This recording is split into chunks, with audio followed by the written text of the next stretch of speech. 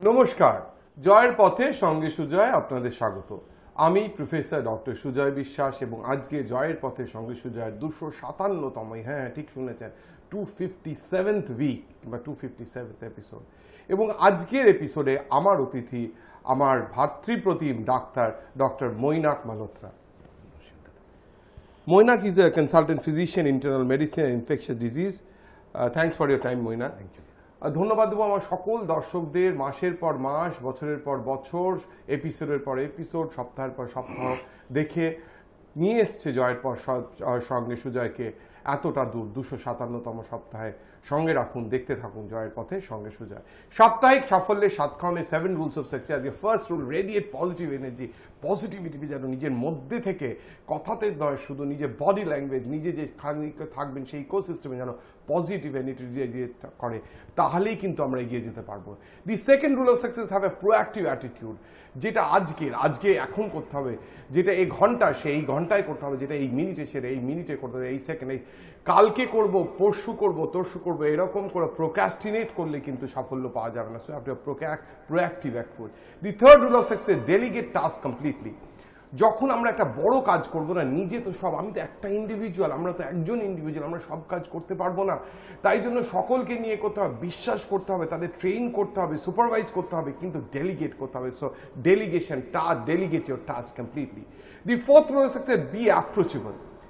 এমন নিজের একটা অরা রাখলে চলবে না যে অন্য লোক এসে আমাকে জিজ্ঞেস করতে না পারে।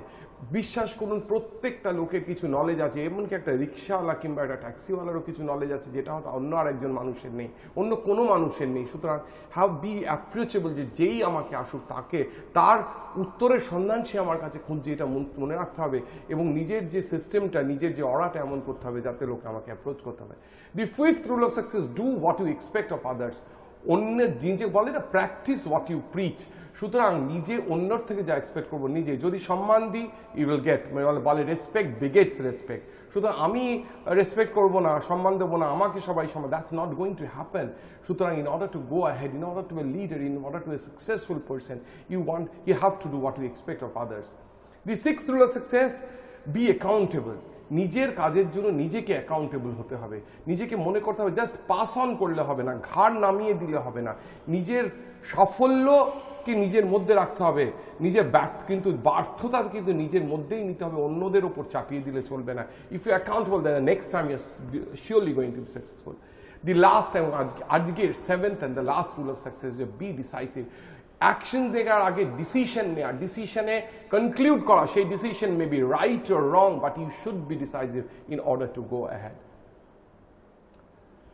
আমার মনে হয় আমরা যদি এই প্রত্যেক সপ্তাহের 7 রুলস অফ সাকসেস কিংবা সাফল্যের 7 কারণ থেকে আমরা কিছু অ্যাডাপ্ট করতে পারি, আমরা সেই সাফল্যের চাঁদের পাহাড়ে পৌঁছে যাব।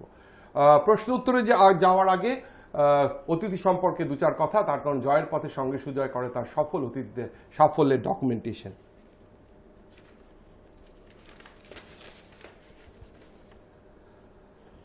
Dr. Moinak Malhotra is a consultant physician, MD Medicine. He is a senior visiting consultant, Amri Hospital, Mukundapur.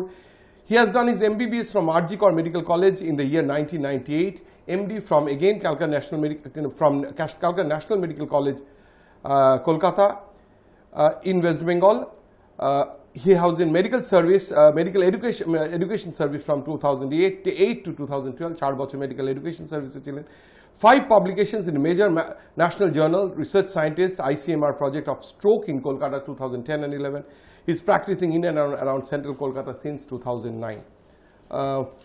Mainak, নিজের সম্বন্ধে খুব অল্প কথা বলেছো, তাই জন্য সমস্তটা জেনে নেব প্রশ্ন উত্তরে।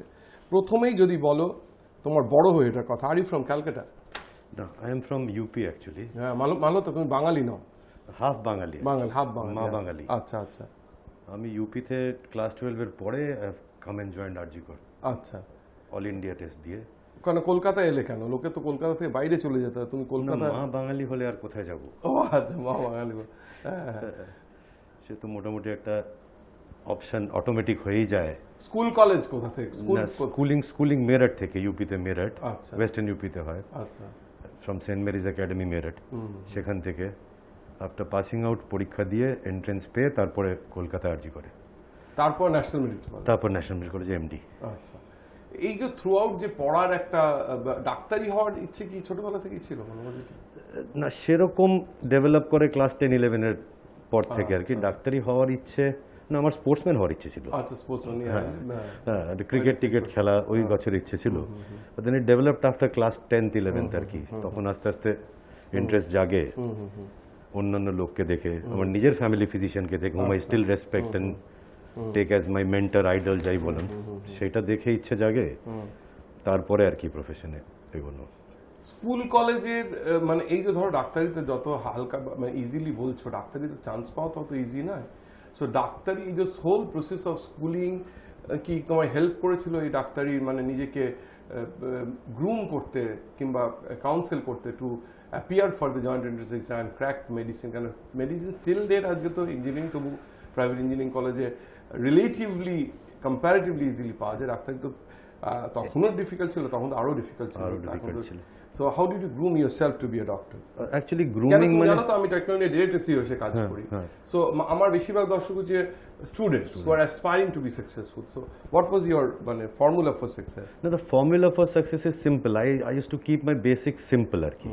আমাদের যে ক্লাস 12-এর curriculum was in ICSC and ISC curriculum থেকেই তো বেশিরভাগ কম্পিটিশন ক্র্যাক হয়। আজকাল যে এত ধরুন কোচিং নেয়, এত আলাদা করে পড়তে যায়, রাত্রির জেগে পড়তে যায়, আমার কিন্তু সেরকম কোনোদিনও রিকোয়ারমেন্ট হয়নি বা সেটাকে আমার ঠিক মনেও হয়নি।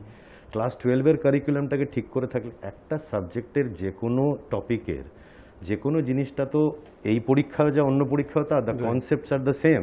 So I stuck to my basics, I stuck more towards my class 12 curriculum rather than really running around for tutorials etc, which I did not do in any eventuality.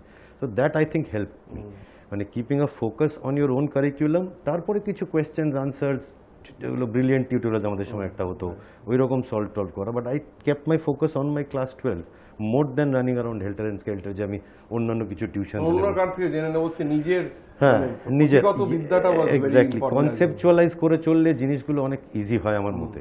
মানে তুমি তো ইন্টারনাল মেডিসিন নিয়ে কাজ করো, internal medicine নিয়ে কাজ করো এবং স্ট্রোক নিয়ে কাজ করেছো। আজকের কোভিড এতে হাউ ইটস হেল্পিং ইউ আর how it's supporting you to save the masses or be of use to the ডাক্তারকে তো লোকে ভগবান বলে মনে করে, যদিও মারা গেলে দ্যাট ডাজন্ট রিমেইন সো, সেটা রিভার্স করে যায়। মানে এখন তোমার topic of specialization, is it helping the COVID patients? Helping COVID patients, it's helping me immensely.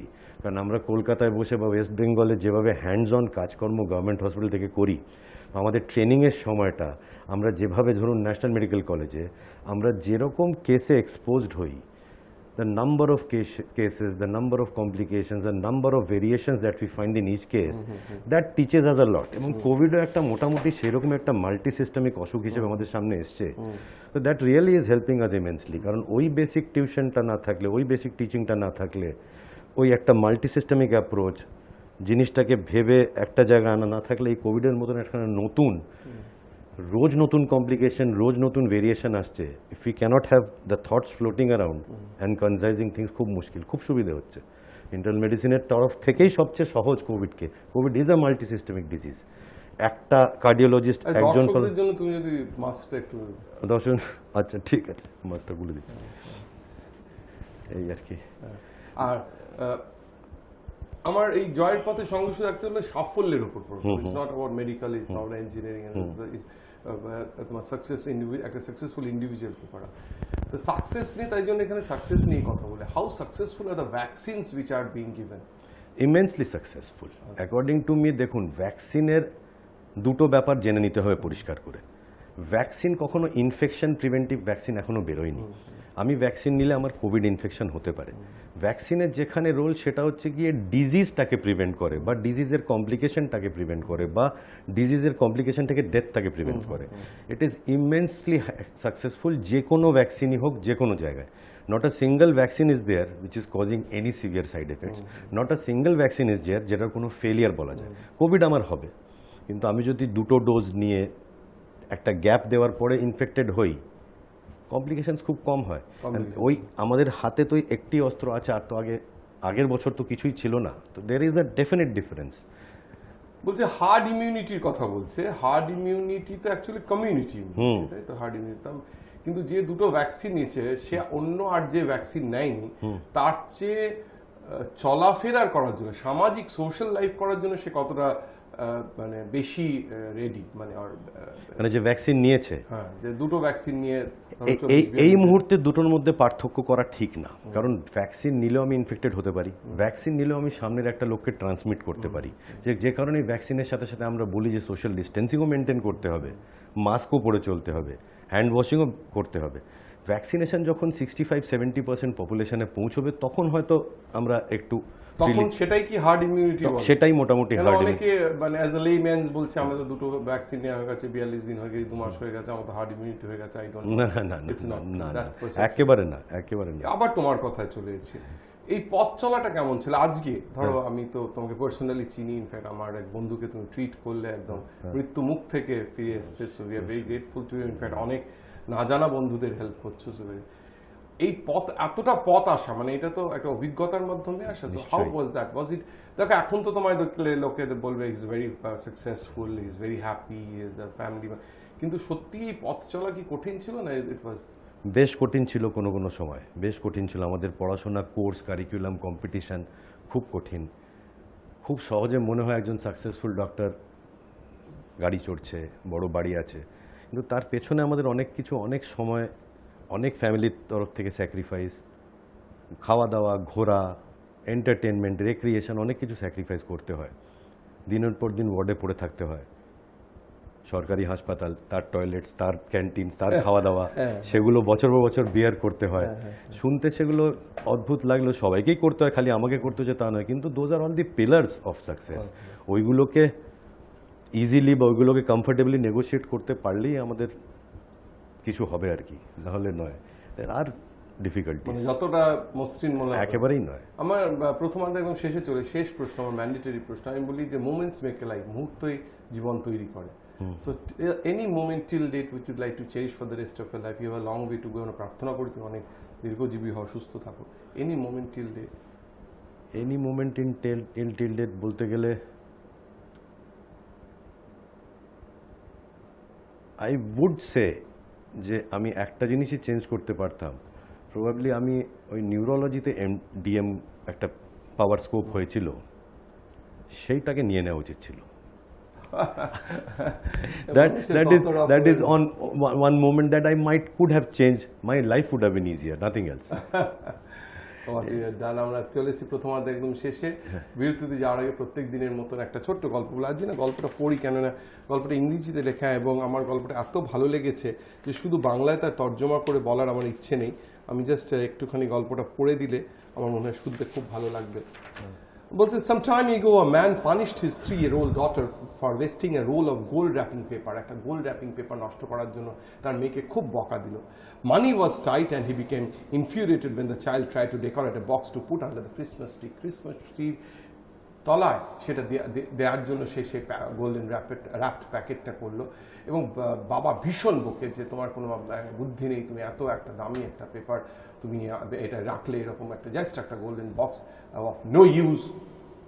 Nevertheless, the little girl brought the gift to her father next morning and said, "This is for you, daddy." বাবা, এটা তোমার জন্য এনেছি আমি। বাবার বুঝতে পারছেন তো, মেয়ে এনেছে কতদিনের জন্য, বাবার বুক ভেঙে গেল। The man became embarrassed by his overreaction earlier, but his rage continued when he saw that the box was empty. খুলে দেখছে বক্সটা একদম এমটি, কিচ্ছু নেই। He yelled at her, "Don't know when you give someone a present there's supposed to be something." তুমি কি জানো না যে কাউকে কিছু গিফট দিতে গেলে তার মধ্যে কিছু থাকতে হয়? The little girl looked up at him with tears and cried, "Oh daddy, it's not at all empty. I blew kisses into the box. They're all for you, daddy." বলছে, আমি কিচ্ছু এর করে এমটি দিইনি, এর মধ্যে অনেক অনেক ভালোবাসা, খুশির চুম্বন দিয়ে আমি তোমাকে দিয়েছি, তোমার জন্য, শুধু তোমার জন্য। গল্পের শেষটা আরো কষ্টকর। The father was crushed. He put his arms around the little girl and he begged for forgiveness. বললো, ক্ষমা করে দাও বেটি, ক্ষমা করে দাও, I'm very sorry. Only a little time later, an accident took the life of the child. মেয়েটির প্রাণ চলে গেল একটা অ্যাক্সিডেন্টে। Her father kept the gold box by his bed for many years. অনেক বছর সেই বাক্সটা তার পাশে নিয়ে সে শুতেন। And whenever he was discouraged, he would take out an imaginary case and remember the love of the child who had put it there. মেয়েটি মনে করতো যে তার অনেক চুম্বন তার পাওয়ার জন্য রেখে দেয়। And the moral of the story, love is the most precious gift in the world. ছোটভাবে নেবেন না, ভালোবাসায় পাওয়াই কিন্তু সবচেয়ে ডিফিকাল্ট। সো আমরা ভালোবাসি, ভালোবাসতে শিখি, ভালোবাসতে শেখাই, দ্য জগৎ, the world will B a different place altogether. মনে তোমাকে তো সবাই ডাক্তার হিসেবেই চেনে। I like to ask about your personal life. কেন সবাই তো বাইরের ফেসটাই চেনে, একটু নিজেদের সংসারের কথা বললে it helps to create connect with the audience. তুমি যদি একটু নিজের কথা বলো, নিজের ফ্যামিলি, বাবা মা, স্ত্রী, ছেলে মেয়ে। বাবা মা আছেন, আমাদের সাথেই থাকেন এখানে, এখন আর ইউপিতে থাকেন না। একটি আমার ছেলে, আচ্ছা, 16 বছর বয়স, ক্লাস 12-এ আছে সেন্ট জেমসে। ডাক্তারি করবে না, তোমাদের প্রফেশনে যাবে বা ফিজিক্স পারসিউ করবে। আমার মিসেস রেডিওলজিস্ট, উনিও ডাক্তার, বাগবাজারের দিকে প্র্যাকটিস করেন, হাওড়ার দিকে। বাবা মা রিটায়ার্ড আর কি, বাড়িতেই আছেন। এই সো আর তুমি only only son. Yes. Any hobbies? ডাক্তারির বাইরে, ডাক্তারি তো তোমার একটা হবি, এনি হবিজ ইউ? প্রচুর হবিজ। দেখো, খেলাধুলাটাকে যদি হবি ধরো তাহলে তো সেটা ছিল। রিসেন্টলি অবধিও টেনিস খেলেছি, বছর 2 আগে অবধি সাউথ ক্লাবে। খেলাধুলা আমার প্রাইমারি হবি, ছোটবেলা থেকেই তাই। বই পড়তে ভালোবাসি, এখন সময় পাই না, তবুও কিনতে থাকি বই, কেনাটাকেই হবি বলতে পারো, আর সাজাতে থাকি।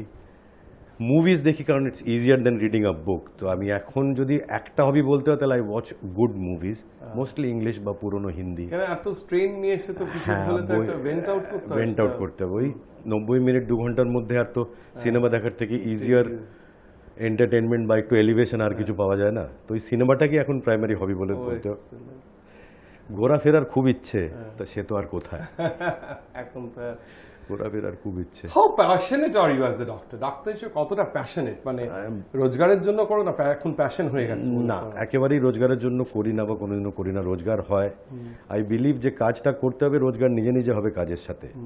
I am highly passionate about the patients. এটা আমি সবসময় মনে করি যে দূর দূর প্রান্ত থেকে আসে, আগরতলা থেকে আসে, ঝাড়খণ্ড থেকে আসে পেশেন্ট আমাদের কাছে আসছে, মানে they expect something in return, and as a physician, as a doctor, to give something in return বেশ কঠিন কাজ। একটা তো অসুখ বুঝলাম, অসুখের ওষুধ দিলাম, একরকম ব্যাপার, কিন্তু এই অসুখের সাইকোলজি, স্পেশালি আমাদের এই কোভিডের সময়, ফ্যামিলির সাইকোলজি দেখা করতে পারে না, খারাপ হয়ে মারা গেলে বডি পায় না, এই জায়গাটাকে, এই ব্রিজটাকে I feel like I like to fill that gap. তাই তো 2:30 যখনই ফোন আসুক ইউ ট্রাই টু অ্যাটেন্ড করতে হবে, করতে হবে, সারা রাতই ফোন বাজে। তো তোমার কি মনে হচ্ছে যে তুমি মেডিসিন নিয়ে কাজ করেছো, বাট ইউ অল, মানে আমি যেই কোভিড নিয়ে, তুমি হয়তো জানো না, আমি কোভিড নিয়ে একটা প্রোগ্রাম করেছিলাম করোনা কাহিনীর সঙ্গে, many doctors across the world.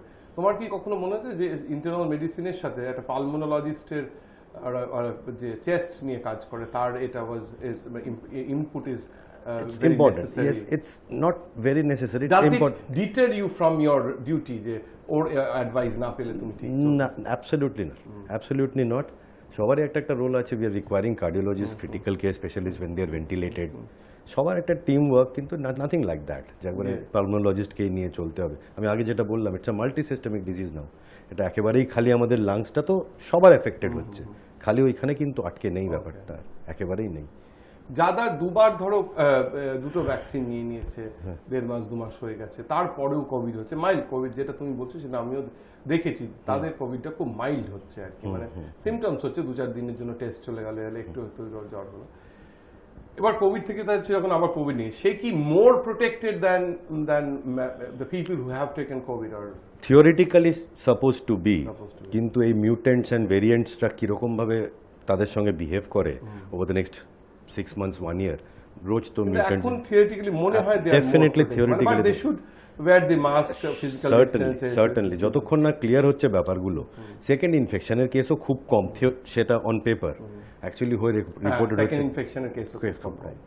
সেই জন্যই ভাবা যে definitely they R more protect. আবার জয়ের পথে সঙ্গে সুজয়ের প্রশ্ন চলে আসবো। তুমি বললে তোমার ছেলে ডাক্তারি করতে চায় না, কিন্তু আগামী, মানে দি কাইন্ড অফ বিফোর কোভিড ডাক্তাররা যেরকম একটা অ্যাপ্রিহেন্সিভ সিচুয়েশনের মধ্যে দিয়ে যাচ্ছিল, তুমি কি মনে করো আগামী প্রজন্মে ডাক্তারি পড়া উচিত? মানে do you encourage them to be doctors? না, I always encourage them, those who want to be, but situation বেশ ডিফিকাল্ট, কিন্তু মানে throughout the country. Difficult বিষয় কেন বলছো? আমি বলছি যে কেন number of competitors in the profession is less, মানে যে যত নাম্বার অফ ডক্টর আমাদের দেশ একটা 135 কোটির দেশ, তার উপরে number of doctors are very less. So এ নিয়ে ডাক্তার মানে তাদের খাওয়া পড়ার তো কোনো অসুবিধা হবে না আলটিমেটলি হয় না হ্যাঁ, বেশিরভাগই। তো সেখানে কিন্তু তাহলে তুমি মানে এখন একটা কমিউনিকেশন ব্যারিয়ার চলে এসছে between doctors and patients, the trust that use to be maybe say 3 decades ব্যাক, এখন কিন্তু সেই ব্যাপারটা নেই। Unless and until we do something rigorously, যে এই যে ব্রিজটাকে গ্যাপ করা, যে পেশেন্ট আমার উপর ফেথ রাখবে, পেশেন্টের বাড়ির লোক আমার উপর ফেথ রাখবে, আমি যেটা করছি সেটা বুঝবে মানবে, সেই জায়গাটা না হলে কিন্তু সত্যিই খুব কঠিন হয়ে যাচ্ছে। রোজই তো দেখো মানে কাগজে আসছে এইমস কেউ ছাড়ছে না, কোভিডে রিসেন্টলি আসামে একটা রেজিডেন্টকে ধরে দিল মেরে। এগুলো খুব ইনসিকিউর করে তুলছে আমাদেরকে, ডাক্তারকে। মানে সবাইকে গতকালই হয়েছে ডাক্তার, গতকালই হয়েছে, সবাইকে বাঁচিয়ে তুলতে হবে, সবাইকার পেছনে চেষ্টা নিশ্চয়ই করতে হবে, সবাইকার পেছনে একটা অনেস্ট মনে হয় না যে ডাক্তারিও তার সাথে কাউন্সিলিং অফ দ্য পেশেন্ট মানে পার্টি কমিউনিটি করলে ইট ইজ Absolutely ডাক্তার না হলে তো দেশ বাঁচবে না। আজকে যখন কত ডাক্তার মারা গেছে না যে কোভিড এ, so the number of soldiers who will মানে ফাইট দ্য ওয়ার। অ্যাবসলিউটলি। চলে আসছে একদম প্রোগ্রামের শেষের দিকে চলে আসছে। মানে আমি এটা শুরু করেছিলাম প্রোগ্রাম 2 জুলাই 2016, তখনই বলেছিলাম যে I want to be a soldier in making Sonar Bangla. সোনার বাংলা করার একজন সৈনিক হতে চাই একজন। সোনার তো কিছু হয় না, সোনার ছেলে, সোনার মেয়ে, সোনার সংসার কিছু হয়। তুমি তো ক্লাস 12 লোকে কলকাতা থেকে বাইরে চলে যায়, তুমি ক্লাস 12 ইউপি থেকে কলকাতায় এসছো, বাংলাতে এসছো।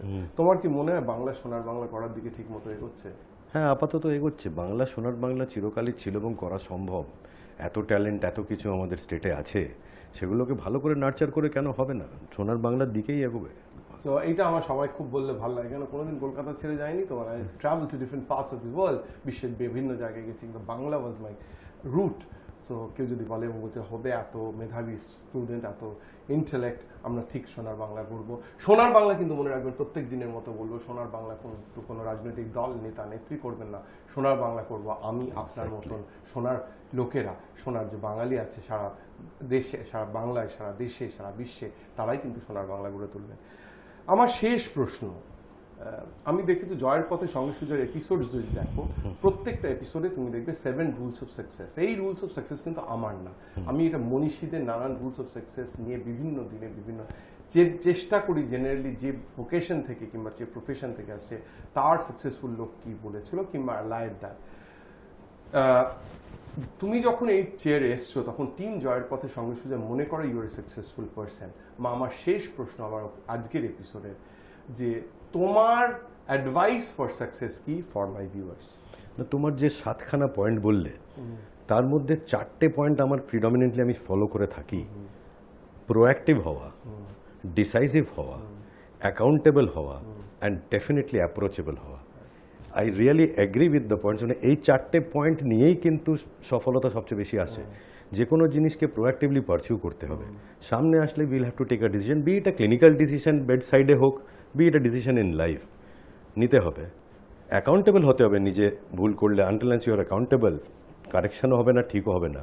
অ্যান্ড ডেফিনেটলি অ্যাপ্রোচেবল হতে হবে। ওভার দি টপ হয়ে গেলে চলবে না। মৈনাক যেটা বললো না, আমি খুব বিশ্বাস করি। এবং আরেকটা বলি, 5th রুল অফ সাকসেস ছেলে যেটা ও সত্যি করে, আমি রিসেন্টলি আমার বন্ধুর জন্য ওর সাথে অনেকবার অ্যাপ্রোচ করেছি, এই প্রত্যেকটাই কিন্তু এই যে প্রোঅ্যাক্টিভ হওয়া বললো, রেসপন্সিবিলিটি নেওয়া বললো, অ্যাকাউন্টেবল হওয়া বললো, অ্যাপ্রোচেবল হওয়া বললো, প্রত্যেকটাই ওর মধ্যে আছে। So we wish him all success in life. চলে এসেছি প্রোগ্রাম একদম শেষে।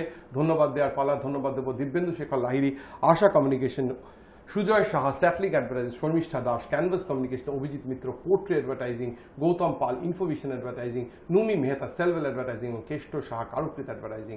হোর্ডিং, পোস্টার্স, ব্যানার্স দিয়ে জয়ের পথে সঙ্গে সুজয়কে করে তুলেছিল এক মুখোমুখি চালালাম। হ্যাঁ, হোর্ডিং, পোস্টার, ব্যানার্স এখন দেখা যাচ্ছে না। লকডাউন তো 1.5 বছর ধরে আমরা প্রায় বেরোচ্ছি না, কিন্তু আবার যখন বেরোবেন আবার দেখবেন জয়ের পথে সঙ্গে সুজয়ের পোস্টার্স, শুনবেন জয়ের পথে সঙ্গে সুজয়ের, রাঘব চট্টোপাধ্যায়ের গান, দেব সেনের মিউজিক দেয়া, যখনই আমায় ফোন করবেন শুনতে পাবেন সেই গান।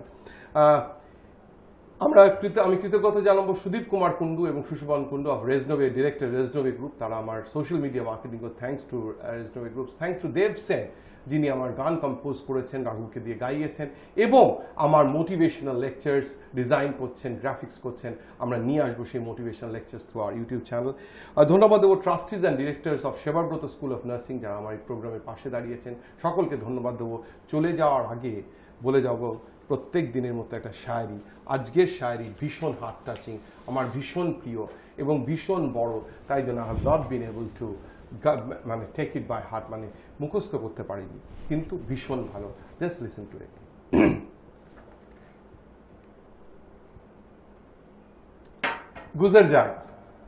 गुजर जाएगा मुश्किल बहुत है मगर वक्त ही तो है, गुजर जाएगा।